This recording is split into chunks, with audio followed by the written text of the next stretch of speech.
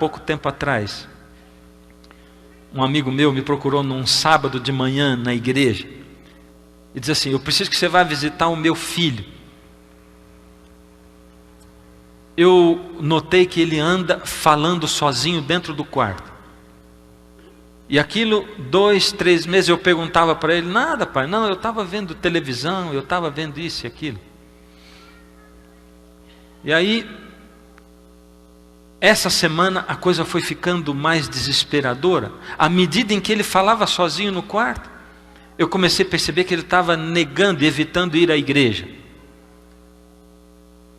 E aí eu coloquei contra a parede. E ele disse para mim que ele anda vendo espíritos malignos que se apresentam diante dele. Espíritos malignos. Quando ele entra dentro da igreja, esses espíritos malignos são mais fortes ainda e o atormentam mais ainda. Então por isso ele não quer ir à igreja, porque quando ele entra na igreja, eles estão ali. Eu perguntei para ele o que ele anda assistindo na televisão. E ele falou um monte de nomes, aí entre eles ele falou Naruto. Naruto. O que teu filho está assistindo na televisão? O que você está assistindo junto com seu filho na sala da tua casa? O que você anda vendo? Em que sites você está andando? Eles estão andando. Eu disse para ele: bom, eu te visito 3 horas da tarde hoje. Fui para casa e digitei na internet Naruto. E isso aí me levou para um site oficial Naruto. Naruto é um desenho que eu nunca tinha visto. Também nunca assisti nenhum episódio desse desenho. Mas lá no site dava uma descrição de quem é o Naruto. E dizia assim, estava escrito assim, site oficial.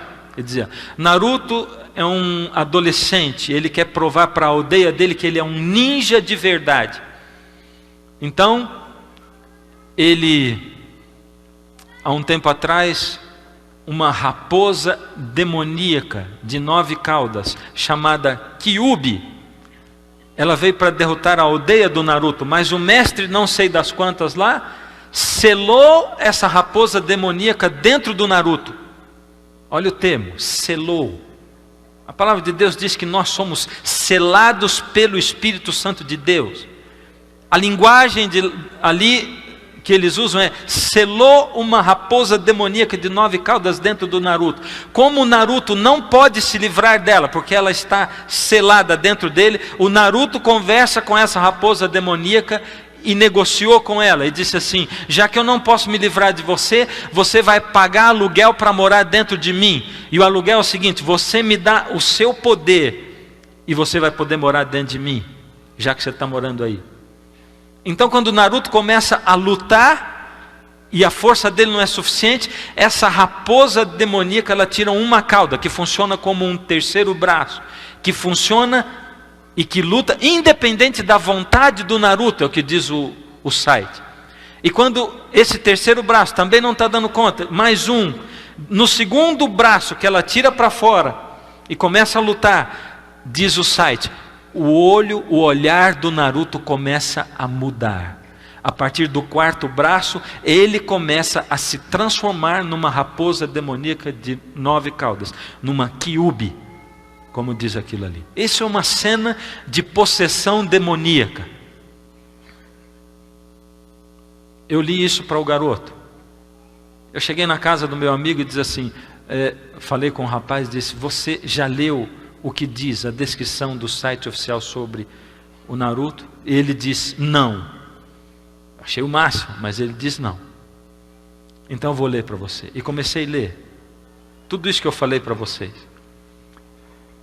Eu disse para o menino: só tem um jeito de você se livrar desses espíritos demoníacos que você anda vendo.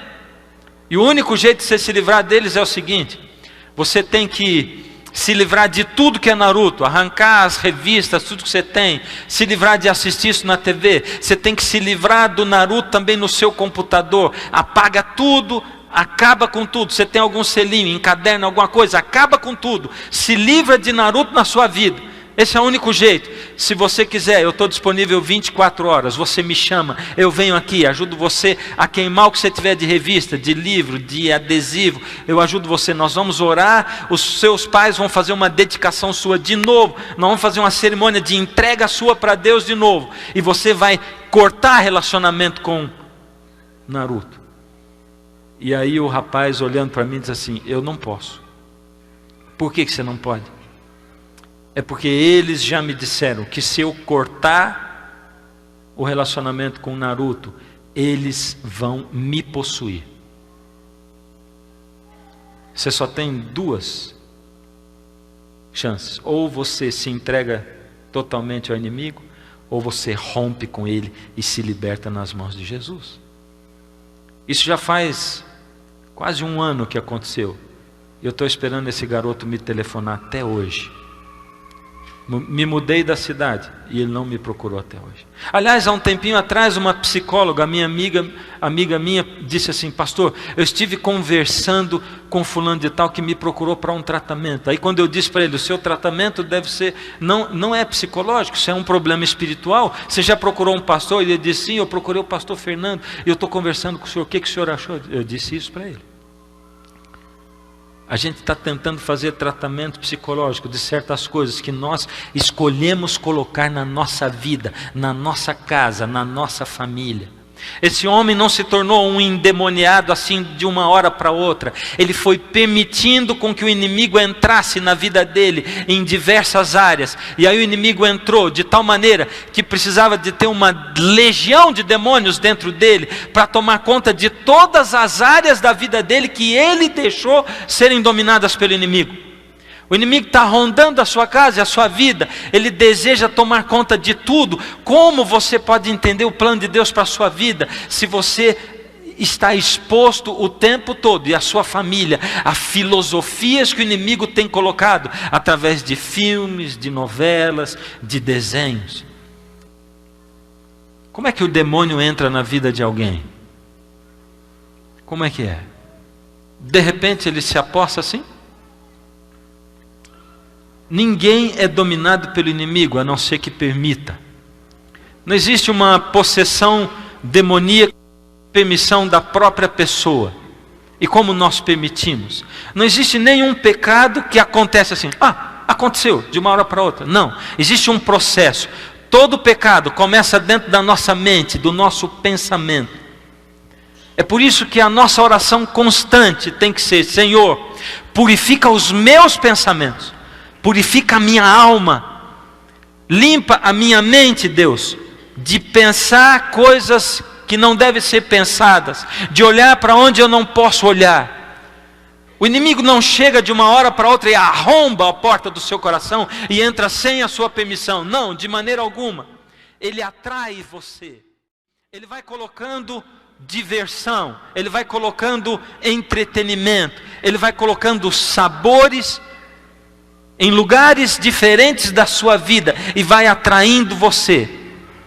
Aí ele vai misturando a verdade com a mentira. A gente pode ver isso aí claramente nos entretenimentos, não é? Nas diversões. Na televisão principalmente.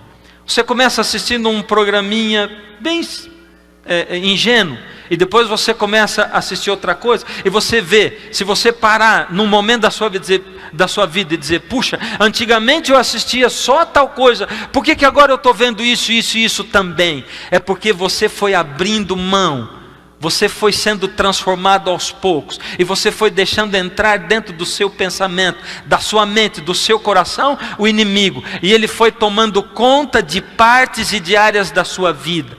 Você foi cedendo, comendo isso e aquilo que você não comia. Você foi vivendo e foi procedendo, agindo de tal e de tal maneira. Você foi se divertindo, foi se permitindo.